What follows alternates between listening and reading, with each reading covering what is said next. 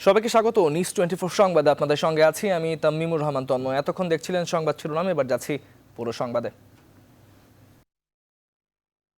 ভাইরাসে আক্রান্ত রোগীদের সেবায় নিয়োজিত স্বাস্থ্যকর্মীদের সুরক্ষায় জীবাণুনাশক চেম্বার তৈরি করেছেন বাংলাদেশ প্রকৌশল বিশ্ববিদ্যালয়ের সাবেক 11 শিক্ষার্থী। শুধু বইটি নয়, দেশের এই ক্রান্তি লগ্নে কোভিড যুদ্ধে পিসিআর ল্যাব স্থাপন ও ভেন্টিলেটর মেশিন তৈরি করে অবদান রাখছে ঢাকা বিশ্ববিদ্যালয় ও ওয়ালটনের মতো প্রতিষ্ঠানও। আরও জানাচ্ছেন সৈয়দ রায়হান। রোগীদের সেবা দিতে গিয়ে হরহামেশাই আক্রান্ত হচ্ছেন চিকিৎসক সহ স্বাস্থ্যকর্মীরা। আর সেই বিষয়টিকে মাথায় রেখে কোভিড ইউনিটে কর্মরতদের জন্য জীবাণুনাশক চেম্বার তৈরি করেছেন বাংলাদেশ প্রকৌশল বিশ্ববিদ্যালয়ের 97 ব্যাচের 11 জন শিক্ষার্থী। লিফট আকৃতির এই চেম্বারটি মাত্র 30 সেকেন্ডের মধ্যেই জীবাণুমুক্ত করতে সক্ষম বলে জানান উদ্যোক্তারা। বলেন, বিশ্ব স্বাস্থ্য সংস্থা ও সিডিসির প্রকাশিত নির্দেশনা মেনেই তৈরি করা হয়েছে বিশেষ এই জীবাণুনাশক চেম্বার। কোভিড ওয়ার্ডে ডিউটি করছেন, ডিউটি করে যখন ফিরছেন তাকে তো ড্রেসগুলো খুলতে হবে। তো এই খোলার সময় দেখা যাচ্ছে আমাদের অনেকগুলো ডাক্তার ইনফেক্টেড হয়ে গেছেন। আমরা একটা সিস্টেম ডেভেলপ করেছি, যে সিস্টেমের মধ্যে দিয়ে ডক্টরস এবং হেলথ প্রফেশনালসরা গেলে আমরা এক্সপেক্ট করছি যে তারা যে ঝুঁকিটা ছিল সেটা কমে আসবে। আর ভেন্টিলেটর তৈরির মধ্য দিয়ে করোনার এই সংকটে এগিয়ে এসেছে বেসরকারি প্রতিষ্ঠান ওয়ালটন। 3টি মডেলের ভেন্টিলেটরগুলো আইসিইউ ইউনিটে ব্যবহার উপযোগী বলেও জানায় প্রতিষ্ঠানটি। আমাদের শখানেক দক্ষ প্রকৌশলী তারা দিনরাত পরিশ্রম করে প্রায় 4 সপ্তাহ সময় নিয়ে 3টি ভেন্টিলেটরের মডেল তারা ডেভেলপ করেছেন।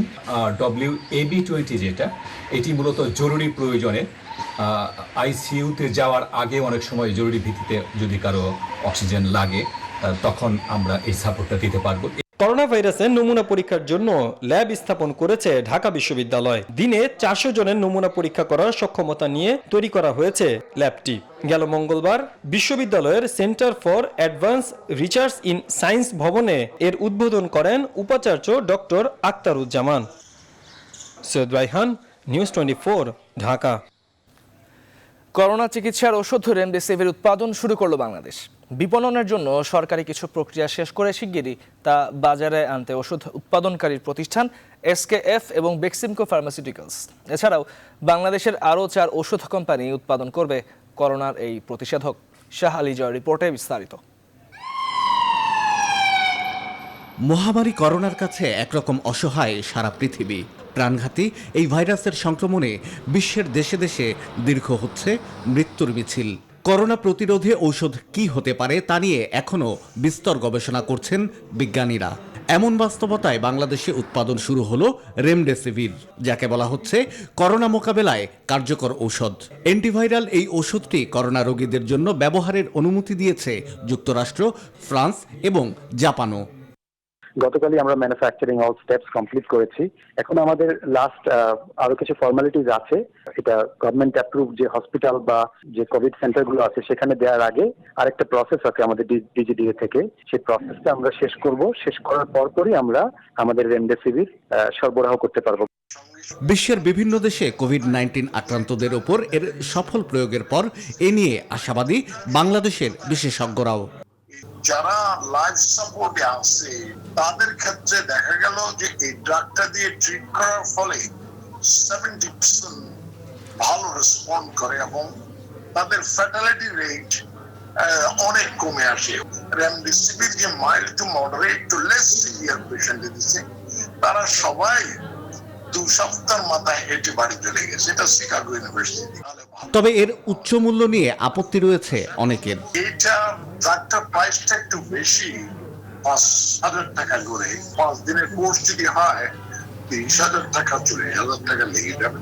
তো এটা সাধারণ রোগীর জন্য একটু অসুবিধা হবে। তবে জীবনের প্রশ্ন যেখানে জড়িত সেখানে 40,000 খুব বেশি না। মানুষের শিরায় ইনজেকশন হিসেবে রেমডেসিভির প্রয়োগ করা হয়। রোগের তীব্রতার ওপর এর ডোজ নির্ধারণ করা হয়। গুরুতর অসুস্থ রোগীদের জন্য 5 অথবা 10 দিনের ডোজ প্রয়োজন হতে পারে।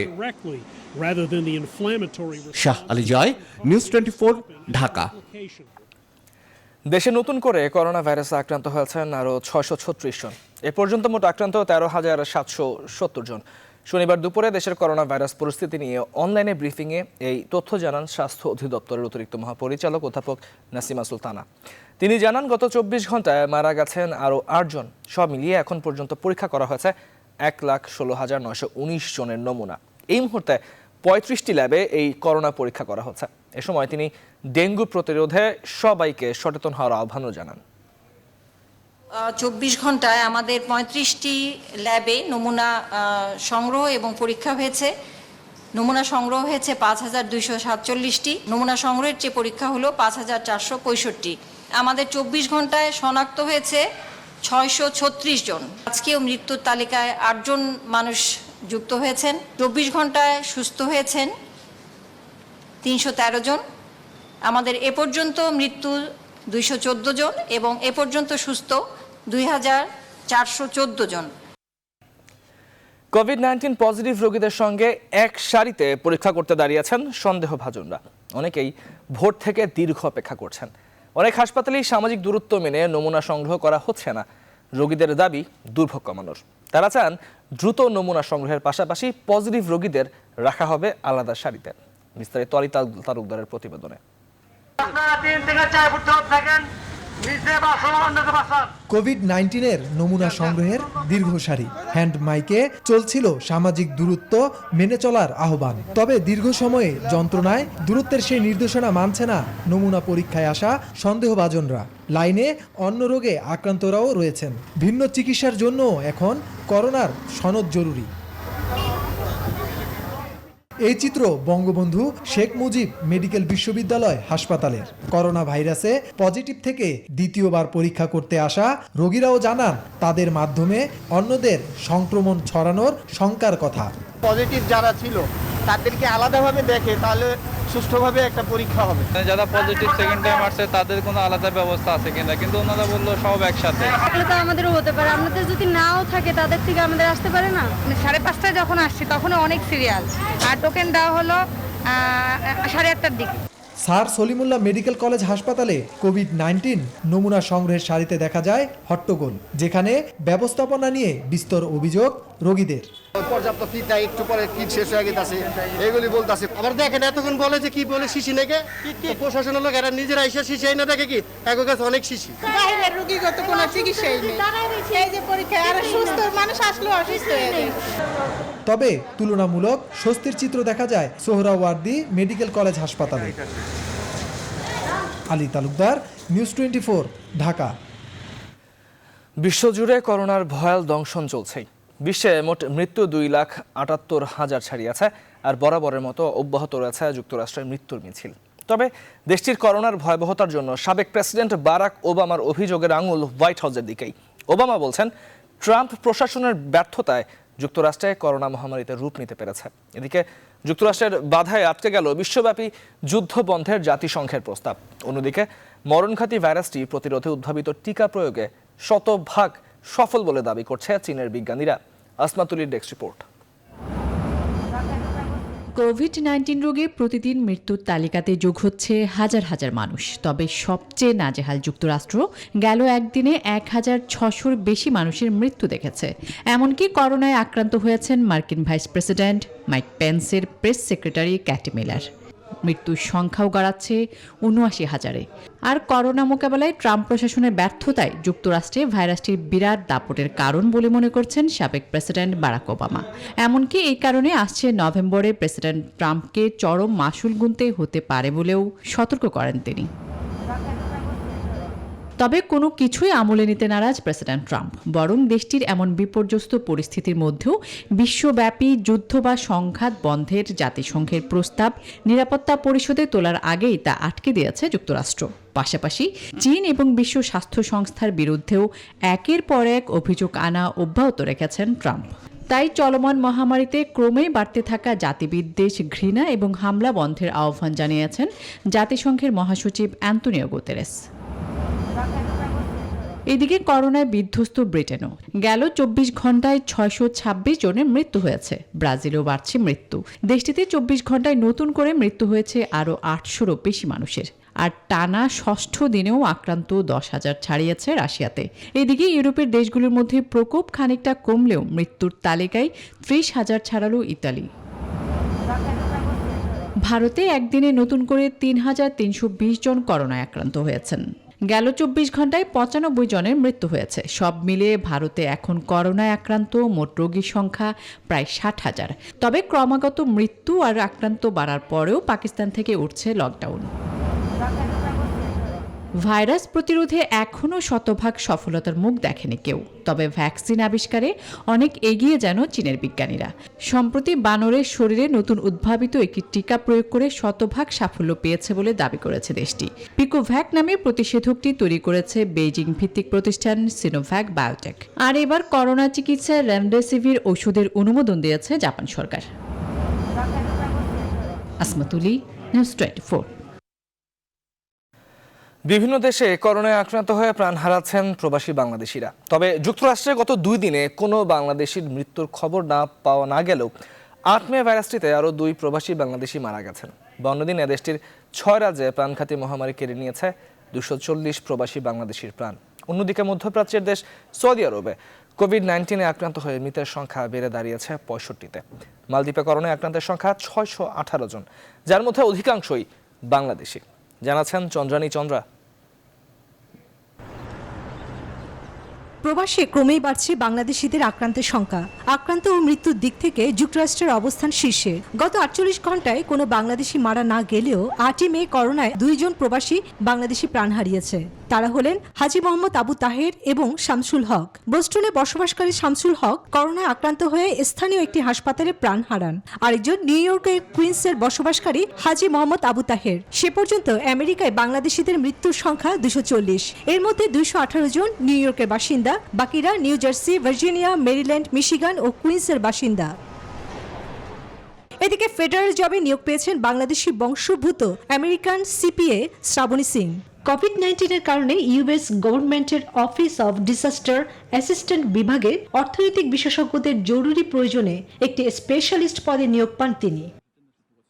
এদিকে মধ্যপ্রাচ্যের দেশ সৌদি আরবে হু হু করে বেড়েই চলেছে মহামারী করোনা ভাইরাসের সংক্রমণ। করোনায় আক্রান্ত হয়ে মোট 77 বাংলাদেশি মারা গেছেন। করোনার পাশাপাশি হৃদরোগেও আক্রান্ত হয়ে মারা যাচ্ছে প্রবাসী বাংলাদেশি অনেক রেমিটেন্স যোদ্ধা। সৌদি সরকারি স্বাস্থ্য মন্ত্রণালয়ের তথ্য অনুযায়ী সবচেয়ে বেশি মৃত্যুর ঘটনা ঘটেছে মক্কা, মদিনা, জেদ্দায়। করোনার কারণে উদ্ভূত পরিস্থিতিতে মধ্যপ্রাচ্যে চাকরি হারাচ্ছে প্রবাসীরা। এই অবস্থায় কয়েক সপ্তাহের মধ্যে 29,000 বাংলাদেশি ফিরে আসবে। গত সপ্তাহে মধ্যপ্রাচ্য থেকে 8,695 জন বাংলাদেশি নাগরিক ফিরেছেন।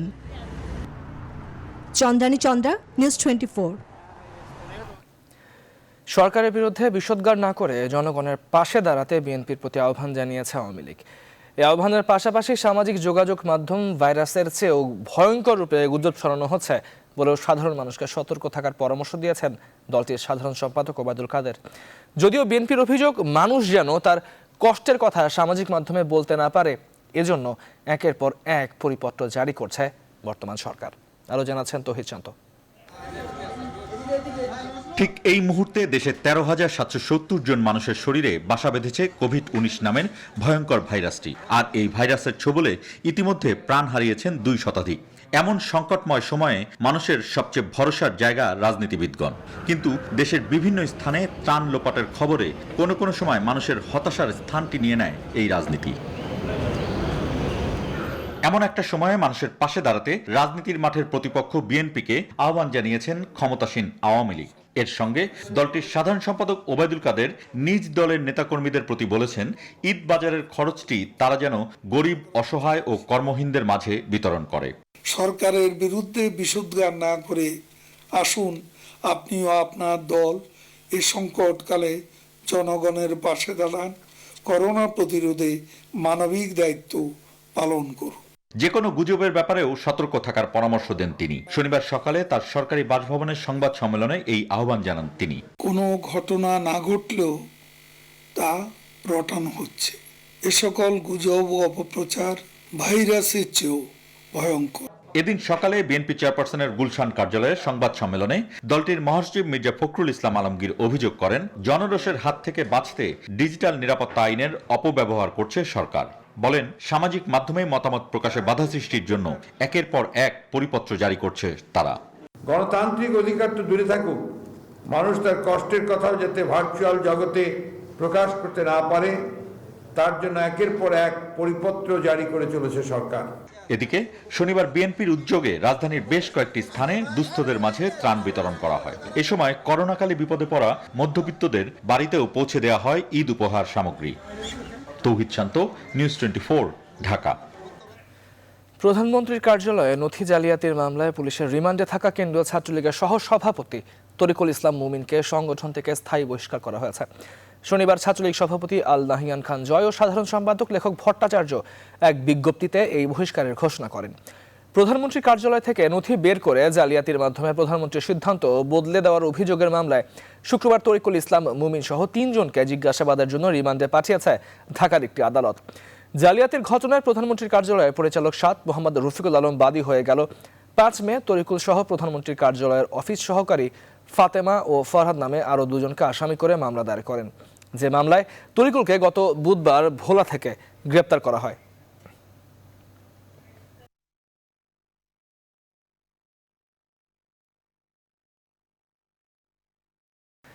বৈশ্বিক মহামারী করোনা ভাইরাসে নাজেহাল পুরো বিশ্ব। এর ভয়াবহতায় অস্ট্রেলিয়ার অর্থনীতি স্থবির প্রায়। চাকরি হারিয়েছেন স্থানীয় প্রায় 20 লাখ মানুষ। সেই সাথে শতকরা 80% বাংলাদেশি শিক্ষার্থী জীবন ধারণের পার্ট টাইম কাজ হারিয়ে দিশেহারা। সংকটময় সময়ে টানা 35 দিন প্রবাসী ছাত্রছাত্রীদের সাথে ফুড শেয়ারিং করছে সিডনির বাংলাদেশি কমিউনিটি। অস্ট্রেলিয়ার প্রতিনিধি মাসুম বিল্লার তথ্যচিত্রে একটি ডেস্ক রিপোর্ট। একদিকে দেশীয় সমস্যা, পরিবারকে বলা যাচ্ছে না কিছুই, অন্যদিকে অস্ট্রেলিয়াতে আয় পুরোপুরি বন্ধ। করোনা সেখানে নিয়ে এসেছে এমন বাস্তবতা। অনেকের বাড়ি ভাড়া দেয়া, এমনকি দৈনন্দিন বাজারে খরচ দেয়াও অসম্ভব হয়ে দাঁড়িয়েছে। প্রবাস জীবনে এই প্রথম অসহায় পরিস্থিতিতে পড়া প্রবাসী ছাত্রদের বিপদের পাশে এসে দাঁড়িয়েছে সিডনি বাংলাদেশি কমিউনিটি। সিডনি থেকে প্রচারিত মুক্তমঞ্চ পত্রিকার সম্পাদক আব্দুল আল নোমান শামীমের তত্ত্বাবধানে একটি কর্মসূচিতে ব্যাপক সাড়া দেয় প্রবাসীরা। প্রবাসী ছাত্রছাত্রী ভাই বোনরা যারা চাকরি হারিয়েছে তাদের জন্য প্রতিদিনই ফুড করি এবং ফুড শেয়ার করি। ইনশাল্লাহ আপনারা চিন্তা করেন না, আমরা যতদিন এই অবস্থা থাকবে তাদের জন্য খাবার রেডি করে। আমরা গত 35 দিন ধরে সিডনিতে প্রবাসী ছাত্রছাত্রীদের জন্য একটা ফুড শেয়ারিং প্রচার করেছি। সেটা কারণ হচ্ছে প্রবাসী ছাত্ররা যারা এখানে এসে বিপদে পড়েছে, চাকরি হারিয়েছে, তাদের যাতে কোনো ধরনের সমস্যা না হয় আমরা বাংলাদেশে থাকা তাদের অভিভাবকদেরও নিশ্চিত করতে চাই যে প্রবাসে থাকা সমস্ত বাঙালিরা আপনাদের ছেলেমেয়েদের পাশে দাঁড়াচ্ছেন এবং যতদিন চলে, যতদিন আমরা পারি এই প্রকল্প চালু রাখবো, যতদিন পর্যন্ত এই করোনায় আক্রান্ত অস্ট্রেলিয়াতে এই সমস্যাটা থাকে, আপনাদের কোনো ছেলে মেয়ে এখানে কোনো বিপদে থাকবে না, এই নিশ্চয় আমরা পাচ্ছি। 5 এপ্রিল থেকে শুরু হওয়ার সম্পূর্ণ বিনামূল্যে ফুড শেয়ারিং থাকবে আগামী 1.5 মাস পর্যন্ত। চন্দ্রানী চন্দ্রা, নিউজ 24। বিশ্বের 212টি দেশ ও অঞ্চলে ছড়িয়েছে করোনা ভাইরাস। বাদ পড়েনি বিশ্ব স্বাস্থ্য সংস্থার প্রধান কার্যালয় অবস্থিত সুইজারল্যান্ডও। দেশটিতে করোনায় আক্রান্ত হয়েছে 30,251 জন, মারা গেছে 1,830। এই সংক্রমণ থেকে বেঁচে ঘরে ফিরেছেন 26,100 জন। এর মধ্যে প্রবাসী বাংলাদেশিরাও রয়েছেন, জানিয়েছেন করোনা জয়ের কথা। সুইজারল্যান্ডের প্রতিনিধি বাকিউল্লাহ খানের তথ্যচিত্রে একটি ডেস্ক রিপোর্ট। বিদ্যুৎ গতিতে বাড়ছে করোনা ভাইরাসে মৃতের সংখ্যা। প্রতিদিনই 1000-এর বেশি মানুষ পাড়ি দিচ্ছে পরপারে। বাদ পড়েনি প্রাকৃতিক সৌন্দর্যের দেশ সুইজারল্যান্ড। দেশটিতে করোনা ভাইরাসে আক্রান্ত হয়ে মৃত্যুর প্রথম ঘটনা ঘটে মার্চের প্রথম সপ্তাহে। এরপর বাড়তে থাকে মৃত ও আক্রান্তের সংখ্যা। তবে এখন অনেকটাই হ্রাস টেনে ধরেছে দেশটি।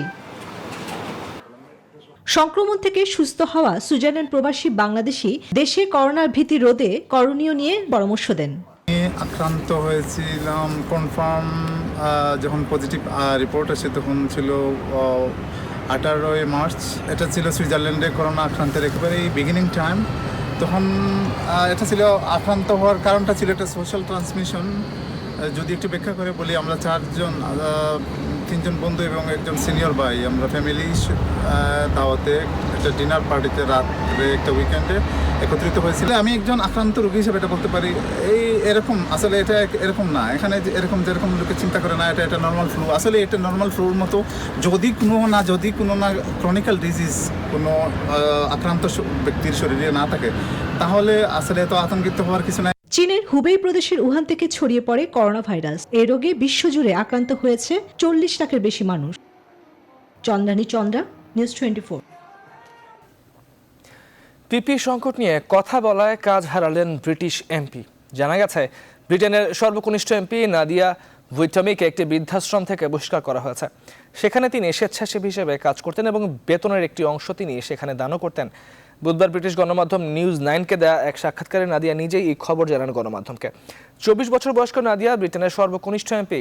তিনি নটিংহ্যাম কেন্দ্র থেকে জয়ী হয়ে এমপি নির্বাচিত হয়েছিলেন।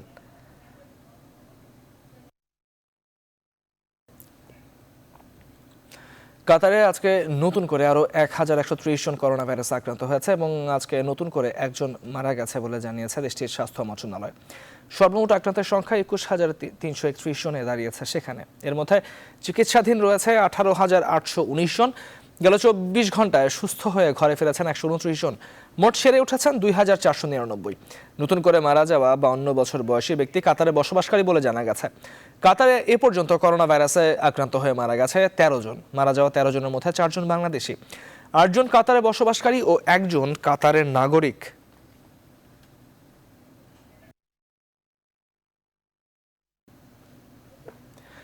সৌদি আরবের সবশেষ করোনা পরিস্থিতির খবর জানিয়েছেন সহকর্মী মোহাম্মদ আলামিন। সৌদি স্বাস্থ্য মন্ত্রণালয়ের তথ্য অনুযায়ী গত 24 ঘন্টায় সৌদি আরবে করোনা ভাইরাসের সংক্রমণ হয়ে ঘটেছে 1704 জনের মাঝে, মৃত্যুবরণ করেছে 10 জন আর সুস্থ হয়ে বাড়ি ফিরেছে 1024 জন। এছাড়া সৌদি আরবে এ পর্যন্ত মোট আক্রান্তের সংখ্যা 37,136, মৃত্যুবরণ করেছে 239 জন এবং সুস্থ হয়ে বাড়ি ফিরেছে 10,144 জন। তো সবচেয়ে আতঙ্কের খবর হচ্ছে যে এই সংক্রমণের মধ্যে 70% কিন্তু রয়েছে বিদেশি নাগরিক আর 30% রয়েছে সৌদি নাগরিক। তো এ পর্যন্ত সৌদি আরবের বাংলাদেশ দূতাবাস এবং জেদ্দা বাংলাদেশ কনসুলেটের তথ্য অনুযায়ী 77 জন বাংলাদেশি করোনা আক্রান্ত হয়ে প্রাণ হারিয়েছেন। এছাড়াও প্রায় 5,000 বাংলাদেশি করোনায় আক্রান্ত হয়েছেন বলে জানা গেছে।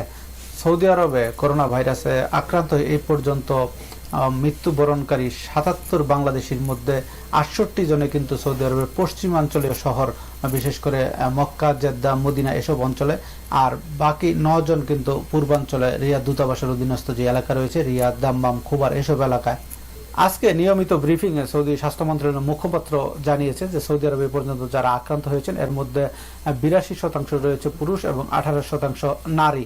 আর আক্রান্তদের মধ্যে 90% প্রাপ্তবয়স্ক পুরুষ, 6% শিশু এবং 4% বৃদ্ধ রয়েছে। তাছাড়া আজকে মুখপাত্র জানিয়েছেন যে আগে 937 নাম্বারে কিন্তু কল করে করোনা সংক্রান্ত সেবা পাওয়া যেত, এখন কিন্তু সেটি হোয়াটসঅ্যাপ নাম্বারে মেসেজ করেও তারা এই সেবা পাবেন। সেই জন্য যারা করোনা সংক্রান্ত যে কোনো তথ্য বা সেবা নিতে চান তাদেরকে 9200059337 নম্বরে হোয়াটসঅ্যাপ করেও কিন্তু তাদের বিস্তারিত সেবা নিতে পারবেন। এই জন্য কিন্তু স্বাস্থ্য মন্ত্রণালয়ের পক্ষ থেকে সব ধরনের প্রস্তুতি নেওয়া হয়েছে। দর্শক, সুইজারল্যান্ডে উন্নতি হচ্ছে করোনার পরিস্থিতি। সেখানকার অবস্থা জানাতে যুক্ত হচ্ছেন প্রবাসী সাংবাদিক বাকিউল্লাহ। জানবো তার কাছে সর্বশেষ পরিস্থিতির খবর। বাকিউল্লাহ, আপনার কাছে জানতে চাই যে আপনি যেখানে আছেন সুইজারল্যান্ডে, সেখানে নাকি পরিস্থিতি উন্নতি হচ্ছে করোনা পরিস্থিতির। তো এই মুহূর্তে সর্বশেষ কি খবর রয়েছে আপনার করোনা পরিস্থিতি সুইজারল্যান্ডের? তন্ময়, আপনাকে ধন্যবাদ। সুইজারল্যান্ডে কিন্তু লকডাউন শিথিলের দ্বিতীয় দিন আগামী সোমবার দিন। আপনি জানেন এরই মধ্যে কিন্তু আগামীকাল রবিবার কিন্তু এখানকার মাদার ডে। আপনি দেখেন মাদার ডে সাধারণত ইউরোপে খুব ঘটা করে পালন করা হয়। যেহেতু সোমবার থেকে এখানে লকডাউনের ব্যাপক অংশ শিথিল হচ্ছে, সেক্ষেত্রে আজকে যেটি দেখা গেছে সেটি সুইজারল্যান্ডের ফুলের দোকানগুলোতে আসলে প্রচন্ড পরিমাণে আপনার সেই ভিড় দেখা গেছে এখানে। যদিও এখানে স্বাস্থ্যবিধি এবং এখানকার যে সামাজিক যে দূরত্ব সেটি আপনার মেনেই এখানকার সাধারণ জনগণ কিন্তু সেই কাজটি করছে। আপনি জানেন আজকে আসলে এখানে মাত্র 44 জনের মতো আপনি এখানে আক্রান্ত আছেন এবং মৃত্যুর সংখ্যা এখানে 8 জন আছে। এবং সুইজারল্যান্ডের আশেপাশের যে দুটো দেশ আছে সেখানে আপনার অস্ট্রিয়া এবং জার্মানি, এই দুটো দেশ কিন্তু সুইজারল্যান্ডের মতো করে একই গতিতেই কিন্তু তারা আসলে করোনা সংকট মোকাবেলা করছে এবং একই পদক্ষেপে তারা আসলে নিচ্ছে। এবং সেক্ষেত্রে তিনটি দেশে কিন্তু আগামীকালকে আগামী পরশুদিন আসলে একটি গুরুত্বপূর্ণ দিন। এদিন কিন্তু স্কুল খুলছে, আপনার এখানকার বাজারঘাট গুলো প্রায় সবই খুলছে এবং বার এবং রেস্টুরেন্ট গুলো খুলছে।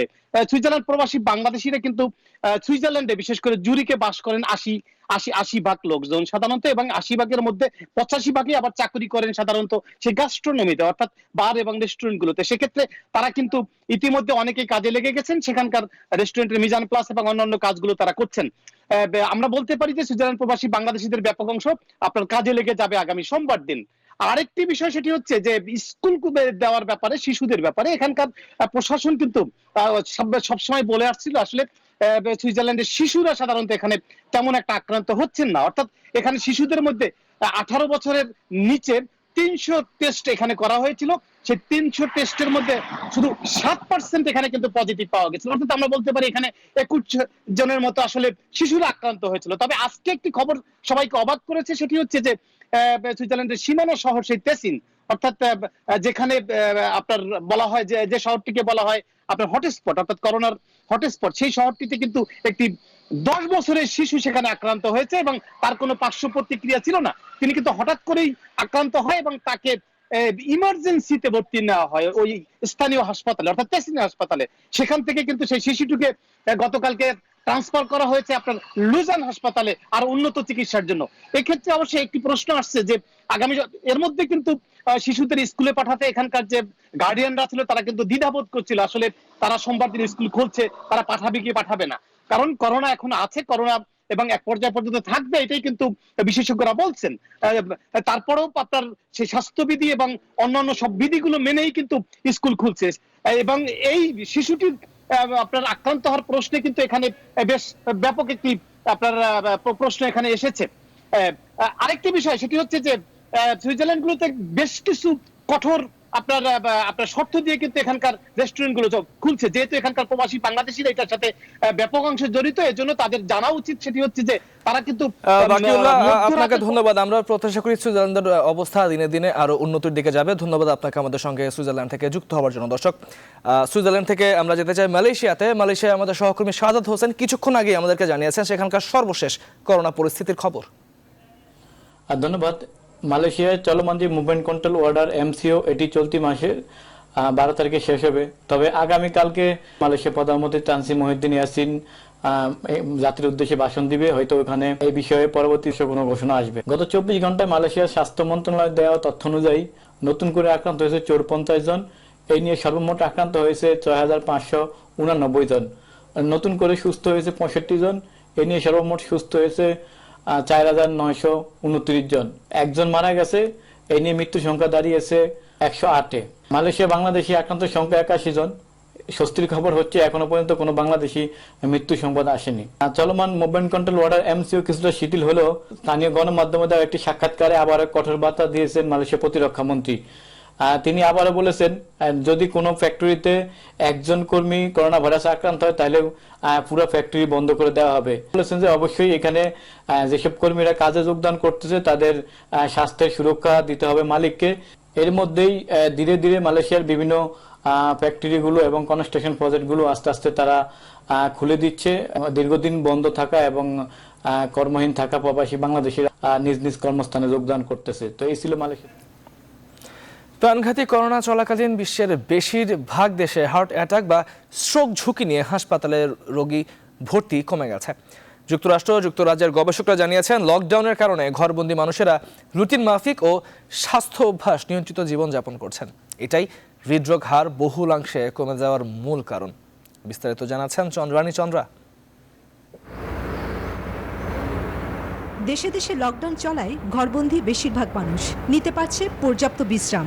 গড় বিশ্রামের কারণে হার্ট অ্যাটাকের হার কমে গেছে ব্যাপক হারে।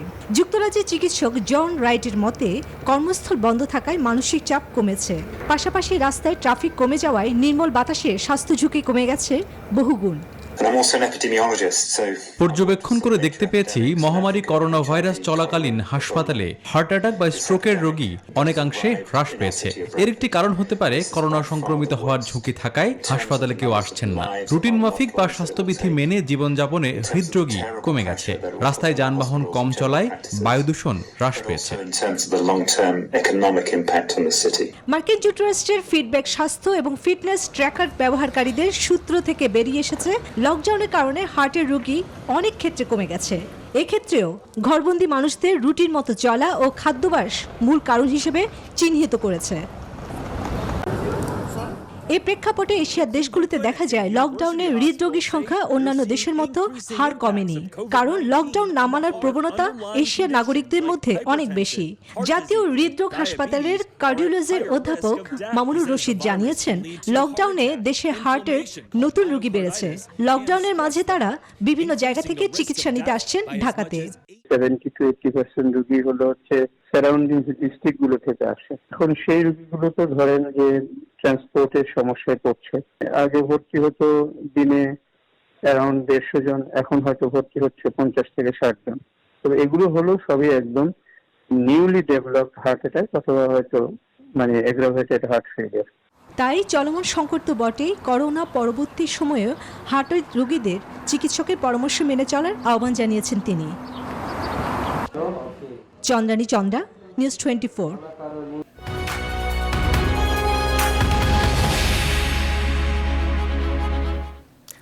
করোনা স্বাস্থ্যগত ঝুঁকির কথা বিবেচনায় রেখে আজ খুলছে না রাজধানীর বসুন্ধরা সিটি নিউ মার্কেট সহ প্রধান শপিং মলগুলো। ব্যবসায়ীরা বলছেন, একদিকে ভাইরাস সংক্রমণের ঝুঁকি, অন্যদিকে পুলিশ প্রশাসনের কঠিন শর্তের বেড়াজালে ব্যবসা করা কঠিন। এদিকে একই কারণে বন্ধ থাকবে সিলেট, চট্টগ্রাম, বরিশাল, খুলনা সহ দেশের 5টি বিভাগীয় শহরের প্রধান শপিং মলগুলো।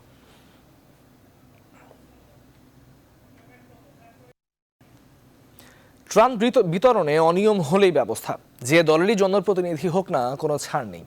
ত্রাণ বিতরণে অনিয়মের বিরুদ্ধে জিরো টলারেন্স চলমানের কথা বললেন স্থানীয় সরকারের মন্ত্রী তাজুল ইসলাম। তবে শুধু বরখাস্ত বা শাস্তি নয়, অভিযুক্ত জনপ্রতিনিধিদের ভবিষ্যতের রাজনীতিতে যেন সুযোগ না পায় তা নিশ্চিতের দাবি বিশেষজ্ঞদের। তৌফিক মাহমুদ মুন্নার রিপোর্টে বিস্তারিত। সরকারি ত্রাণের চাল চুরি, মজুত ওজনে কম দেয়া থেকে শুরু করে টিসিবির খাটের নিচে থেকে উদ্ধার হওয়া 1200 লিটার তেল, যা দেশে করোনা ভাইরাসের সময় অন্যতম আলোচিত বিষয়। বিশ্বের অন্যান্য দেশের মতো বাংলাদেশেও যখন করোনা সংক্রমণ বাড়ছে, ঠিক তখনই এক শ্রেণীর জনপ্রতিনিধি ব্যস্ত এসব অনিয়মের কাজে। করোনা সংকট মোকাবেলায় সরকারি সহায়তার চাল নিয়ে দুর্নীতির অভিযোগে এ পর্যন্ত 52 জন জনপ্রতিনিধিকে বরখাস্ত করা হয়েছে, যাদের মধ্যে 19 জন ইউনিয়ন পরিষদ চেয়ারম্যান, 31 জন ইউপি সদস্য, 1 জন জেলা পরিষদ সদস্য এবং 1 জন পৌরসভার কাউন্সিলর। সরকারি বরাদ্দের ত্রাণ নিয়ে অনিয়মের বিরুদ্ধে কড়া হুঁশিয়ারি দিলেন স্থানীয় সরকার মন্ত্রী। সাময়িক বরখাস্তের পাশাপাশি তদন্ত করে আরও কঠোর ব্যবস্থা নেওয়ার কথা বললেন তিনি। সরকারি ত্রাণ জনগণের জন্য দেওয়া হয়েছে, দুর্গত মানুষের জন্য, সেটা তাদের কাছে পৌঁছে দিবে, এটা স্বাভাবিক। কেউ যদি এটা ভিন্নতা করে তাহলে তার বিরুদ্ধে ব্যবস্থা নেওয়া হবে। এখানে এখন সাময়িকভাবে বরখাস্ত করা হয়েছে। পূর্ণাঙ্গ তদন্ত সাপেক্ষে যদি তিনি দোষী সাব্যস্ত হন, অবশ্যই তারকে কঠোর শাস্তি দেওয়া হবে।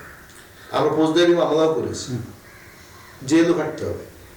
এবং যারা নাকি মনে করেন যে তারা স্থায়ীভাবে বরখাস্ত হয়ে যাবে। শুধু শাস্তিই নয়, বরং ত্রাণ আত্মসাৎকারীদের সমাজ এবং রাজনীতিতে বয়কট নিশ্চিত করার দাবি টিআইবি নির্বাহী পরিচালকের। এই দৃষ্টান্তমূলক শাস্তি ব্যবস্থা করাটাই হচ্ছে যে একমাত্র উপায়। চিরতরের জন্য তাদের সরকারের যে দল বা রাজনৈতিক দল থেকে তাদেরকে বহিষ্কার করা এবং ব্ল্যাকলিস্ট করে দেয়া, এবং তারা কোনো প্রকার রাজনীতি জড়িত হতে পারবে না, জনপ্রতিনিধিদের কোনো অবস্থানে তারা কোনোদিন অংশগ্রহণ করতে পারবে না। এই ধরনের বাধ্যবাধকতামূলক আইনি প্রক্রিয়া সৃষ্টি করতে হবে। দুর্নীতির বিরুদ্ধে জিরো টলারেন্সের মাধ্যমে ব্যবস্থা নেওয়ার মত এই বিশেষজ্ঞের। তৌফিক মাহমুদ মুন্না, নিউজ 24, ঢাকা। এবার অন্যান্য খবর। 2-1 দিনের মধ্যে উদ্বোধন করা হবে বসুন্ধরা অস্থায়ী করোনা হাসপাতাল। স্বাস্থ্য অধিদপ্তরের হাসপাতালের নিয়োগ কার্যক্রম শেষ হলেই শুরু হবে চিকিৎসা কার্যক্রম। আইসিসিবির প্রধান পরিচালন কর্মকর্তা এম জসিমউদ্দিন জানান, অবকাঠামো সহ হাসপাতালের বেড এবং আনুষঙ্গিক সবকিছুই প্রস্তুত আছে। আর হাসপাতালটির পরিচালক জানান, মন্ত্রণালয় জানালেই হস্তান্তর করবে স্বাস্থ্য প্রকৌশল অধিদপ্তর। দেশে কোভিড-19 আক্রান্ত রোগী বাড়তে থাকায় সম্প্রতি সরকারকে আইসিসিবিতে 5,000 শয্যার একটি অস্থায়ী হাসপাতাল প্রতিষ্ঠার প্রস্তাব দেন দেশের শীর্ষস্থানীয় শিল্পগোষ্ঠী বসুন্ধরা গ্রুপের চেয়ারম্যান আহমেদ আকবর সোবহান। প্রাথমিকভাবে এখানে 2013 শয্যার অস্থায়ী হাসপাতাল তৈরি করা হয়েছে, তবে প্রয়োজন দেখা দিলে এটিকে 5,000 শয্যায় রূপান্তর করা যাবে। এই কার্যক্রম শুরু হয়ে গেলে বাংলাদেশে এটি হবে কোভিড-19 রোগীদের জন্য বৃহত্তম সমন্বিত স্বাস্থ্যসেবা কেন্দ্র। মিনিস্ট্রি অফ হেলথ থেকে তারা জানিয়েছেন যে তাদের প্রস্তুতিতে আরও একটু সময় লাগবে জনবল এবং নিয়ন্ত্রণ কার্যক্রম করার জন্য। তো সেটার জন্য আমরা আবার অপেক্ষা করছি। আজকে সম্ভবত ডেট হতে পারে আরেকটা নতুন ডেট। এমনি আমাদের যে হসপিটালের যে প্রস্তুতি, অন্য কোনো বিষয়ে এখন আর কোনো ঘাটতি নাই। জনবল আমাদের স্বাস্থ্য মন্ত্রণালয় স্বাস্থ্য অধিদপ্তর পর্যায়ক্রমে প্রদান করছে। পর্যন্ত 12 জন পাইছি, ডাক্তার যোগদান করছে, আর স্টাফ 3 জন যোগদান করছে, 2 জন মিলেছে যোগদান করছে, আরও প্রদান করছে। করোনা পরিস্থিতিতে বাড়ি বাড়ি গিয়ে 300টি অসহায় ও দুস্থদের মাঝে ত্রাণ বিতরণ করেছে বাংলাদেশ সেনাবাহিনীর আর্মি এমপি ইউনিট। শনিবার দুপুরে রাজধানীর ভাষানটেক ও মাটিকাটা এলাকায় কর্নেল মোহাম্মদ হাসান মোর্শেদ বিজিবিএমপিএসসি এর নেতৃত্বে এই ত্রাণ দেওয়া হয়। সেনাবাহিনীর প্রধান বাংলাদেশ সেনাবাহিনীর নির্দেশনা মোতাবেক এবং সেনা সদর এনজির শাখা পিএস পরিদপ্তরের তত্ত্বাবধানে খাদ্য সামগ্রী বিতরণ করেছে আর্মি এমপি ইউনিট, ঢাকা সেনানিবাস।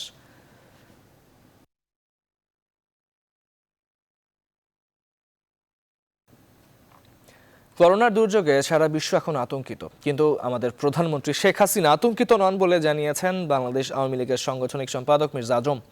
শনিবার দুপুরে জামালপুর জেলা আওয়ামী লীগ আয়োজিত ত্রাণ সহায়তা কার্যক্রম অনুষ্ঠানে তিনি কথা বলেন। এ সময় তিনি আরও বলেন, আমাদের প্রধানমন্ত্রী শক্ত মনোবল নিয়ে সামনের দিকে এগিয়ে যাচ্ছেন এবং এই দুর্যোগ পরবর্তী সময়ের পদক্ষেপও নিয়ে রেখেছেন। অনুষ্ঠানে আরও উপস্থিত ছিলেন জেলা আওয়ামী লীগের সভাপতি অ্যাডভোকেট বাকিউল্লাহ, জেলা আওয়ামী লীগের সাধারণ সম্পাদক ফারুক আহমেদ চৌধুরী, জামালপুর জেলা প্রেস ক্লাবের সভাপতি এম.এ. জলিল সহ আরও অনেকে।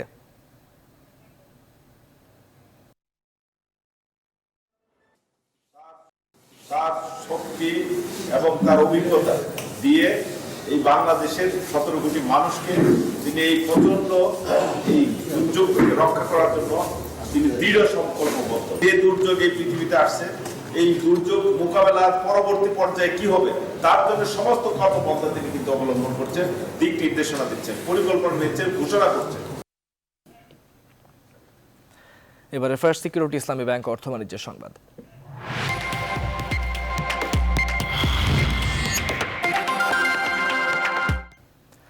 আগামী মাসেই ঘোষণা হবে 2020-21 অর্থ বছরের বাজেট। করোনা পরিস্থিতির পরও বাজেটে মোট দেশজ উৎপাদন বা জিডিপির প্রবৃদ্ধির লক্ষ্যমাত্রা হতে পারে 8.2%, যা 2 উন্নয়ন সহযোগী বিশ্বব্যাংক কিংবা এডিবির প্রাক্কলনের চেয়ে ঢের বেশি। তবে বিশেষজ্ঞরা বলছেন, বর্তমান প্রেক্ষাপটে জিডিপির এই লক্ষ্যমাত্রা বাস্তবসম্মত নয়। রাজস্ব আদায়, বিনিয়োগ বাড়ানো আর কর্মসংস্থান তৈরিতে মনোযোগ দেওয়ার পরামর্শ তাদের। সুলতান আহমেদ জানাচ্ছেন বিস্তারিত। করোনা পরিস্থিতির মধ্যেও থেমে নেই বাজেট প্রস্তুতির কাজ। অর্থ মন্ত্রণালয়ের কর্মকর্তাদের জন্য সবচেয়ে গুরুত্বপূর্ণ সময়টা তারা কাজে লাগাচ্ছেন ঘরে বসে। অর্থমন্ত্রী নিজেও ঘরে বসেই বাজেট প্রস্তুতির নেতৃত্ব দিচ্ছেন। সম্পূর্ণ ভিন্ন এক পরিস্থিতির মধ্যে এবছর বাজেট বিষয়ে মতামত ও সুপারিশ নেওয়া হচ্ছে ওয়েবসাইটের মাধ্যমে।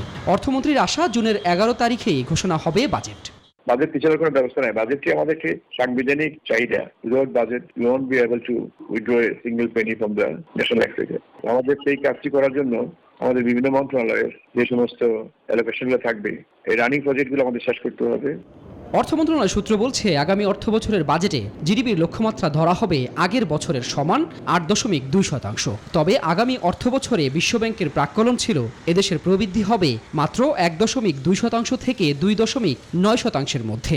এছাড়া এশিয়ান ডেভেলপমেন্ট ব্যাংক এডিবি চলতি অর্থ বছরে জিডিপি 1% কমে যাওয়ার শঙ্কা করেছে। বিশেষজ্ঞরা বলছেন, বর্তমান প্রেক্ষাপটে প্রবৃদ্ধির কথা না ভেবে বরাদ্দ বাড়াতে হবে আর্থিক সহায়তায়। এই প্রেক্ষিতে এই 8%-এর উপরে জিডিপির প্রবৃদ্ধি হবে, এটা আমার কাছে মোটেই বাস্তবসম্মত বলে মনে হয় না। আগামী বাজেটকে চ্যালেঞ্জিং হিসেবে উল্লেখ করে বিশেষজ্ঞরা বলছেন, রাজস্ব আদায় কমে যাবে, এতে সরকারকে নির্ভর করতে হবে বৈদেশিক ঋণের উপর।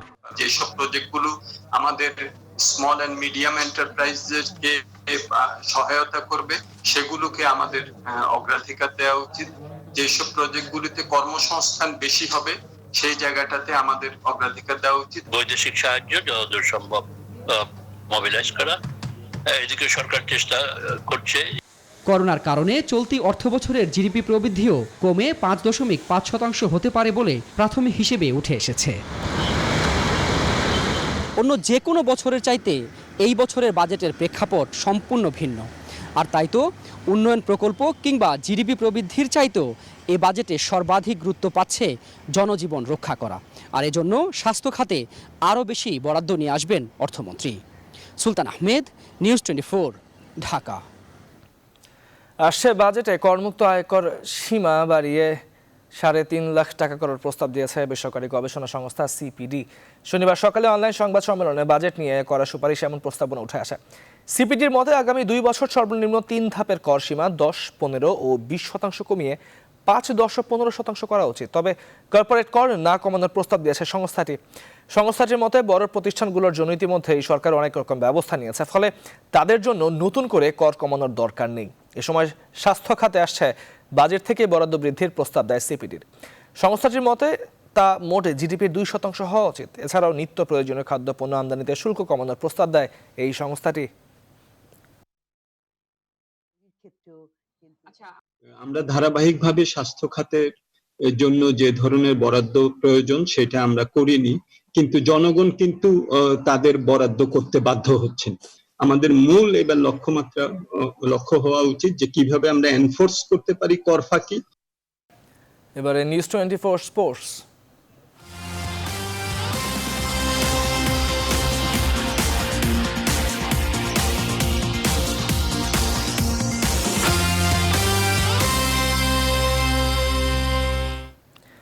অনুমোদন পেল ফিফার বদলি খেলোয়াড় বাড়ানোর প্রস্তাব।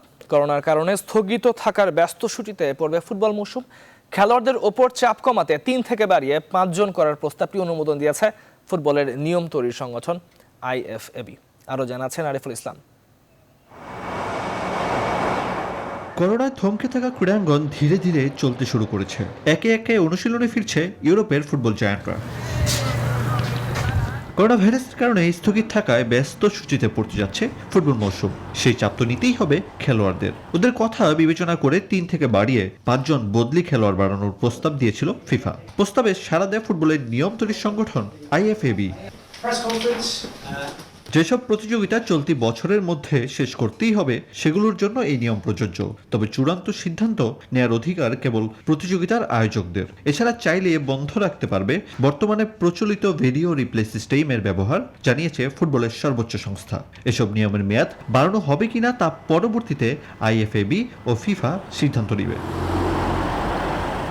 আগামী সপ্তাহ থেকে মাঠে গড়াবে জার্মান বুন্দেসলিগা। দ্রুত মাঠের লড়াই ফেরাতে বেশ মরিয়া স্পেন, ইতালির মতো দেশগুলো। আরিফুল ইসলাম, নিউজ 24। থমকে থাকা লা লিগা শুরু হওয়ার আগে ছিটকে গেলেন লুকা ইয়োভিচ। ডান পায়ের গোড়ালির হাড়ে চিট ধরা পড়েছে রিয়াল মাদ্রিদের এই ফরওয়ার্ডের।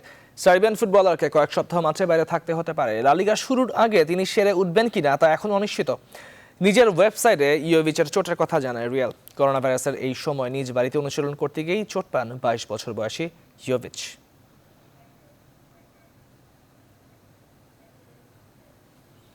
শেষ খবর নিউজ 24 সংবাদ প্রকৃতির খবর জানিয়ে। করোনা ভাইরাসের কারণে দেশ জুড়ে চলছে অঘোষিত লকডাউন। আর এই সুযোগে প্রকৃতি ফিরে পেয়েছে তার হারানো রূপ। পরিবেশ দূষণের সভ্যতার উৎপীড়নে বিরতি রেখা গাঢ় হওয়ার প্রকৃতি হাসছে, সুখ করেছে, ফিরিয়ে দিচ্ছে রূপ, রস, আস্বাদ, শ্রবণ। বরিশালের বিভিন্ন গুরুত্বপূর্ণ সড়কের পাশে ফুটেছে মৌসুমি বাহারি রঙের ফুল। বরিশাল থেকে শাহিন চৌবনের ক্যামেরায় রাহাত খানের পাঠানোর তথ্যচিত্র নিয়ে ডেস্ক রিপোর্ট।